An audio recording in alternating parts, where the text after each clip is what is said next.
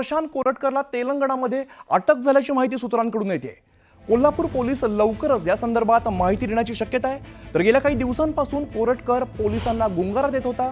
गुन्हा दाखल झाल्यापासून कोल्हापूर पोलीस त्याच्या मागावरती होते। अखेर आज प्रशांत कोरटकरला अटक झाल्याची बातमी सूत्रांकडून समोर येते। महिनाभरानंतर प्रशांत कोरटकरला अटक करण्यामध्ये यश आलेलं आहे। तेलंगणातून प्रशांत कोरटकर याला अटक करण्यात आलेलं आहे।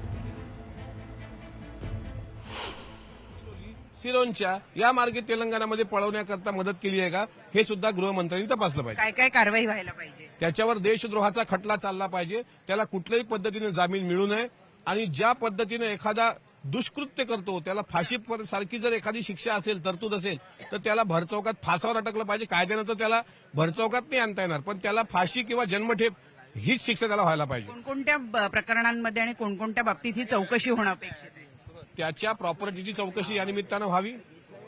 तो कुठं कुठं फिरला, त्याच्याशी कोणाचे आर्थिक हितसंबंध होते, त्याचे कोणाशी लागेबांधे होते, आणि याही पलीकडे जाऊन मी हे म्हणेल की त्यांनी ज्या पद्धतीनं शिवाजी महाराजांबद्दल, शंभूराजांबद्दल आणि छत्रपती शिवरायांच्या आईसाहेब ज्या आपल्या प्रत्येकांच्या राजमाता आहेत, त्यांच्याबद्दल या भामट्याने जे अपशब्द वापरले, तो गुन्हा हा देशद्रोहापेक्षा कमी गुन्हा नाही। सोबतच राहुल सोलापूरकर याचा सुद्धा याच्या बाबतीत 4 ठिकाणी तक्रारी झालेल्या आहेत। याच्यावर सुद्धा एफआयआरला तात्काळ अटक केली पाहिजे। ह्या आमच्या मागण्या आमच्या कायम राहतील।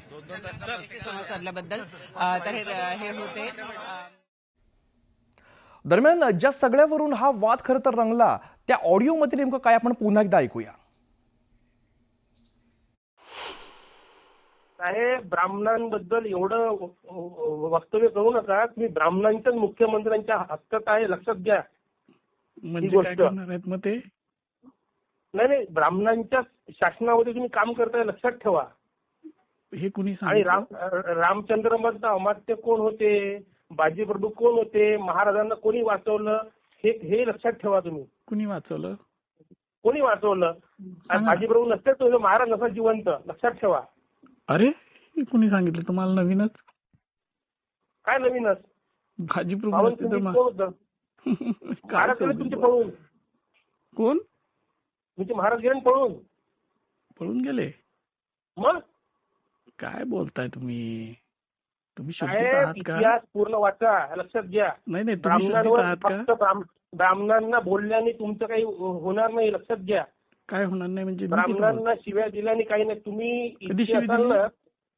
तुम्ही म्हणता ब्राह्मणांमुळे संभाजी महाराजांना पकडलं, असं मी नाही म्हणत। तो जो तुम्ही म्हटलं। फ्रान्सिस कोणता रेफरन्स दिला मार्टिन, तुम्ही? कोणता दिला रेफरन्स?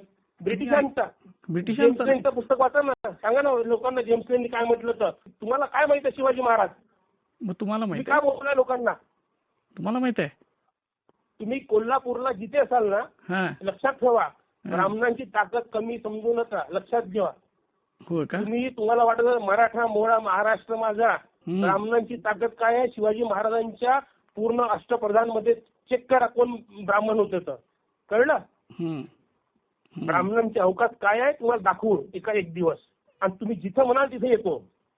किती मराठा एकत्र करा तुम्ही, लक्षात घ्या। तुम्ही लक्षात घ्या, छत्रपती शिवाजी महाराजांना देशापर्यंत पोहोचणारा भालजी पेंढारकर पहिला ब्राह्मण होता। आता ऐका, तुमचं नाव काय? बाबासाहेब पुरंदरे कोण होता? ब्राह्मण होता। ऐका ब्राह्मण इतका द्वेष इतका? तुमचं नाव काय? काय बोलताय तुम्ही? माझं प्रशांत कोरटकर, गुगलवर सर्च करा। प्रशांत कोरटकर. हा, इथनं पळायचं काय? हे असली तुझ्यासारखी लई बघितल्यात. हॅलो,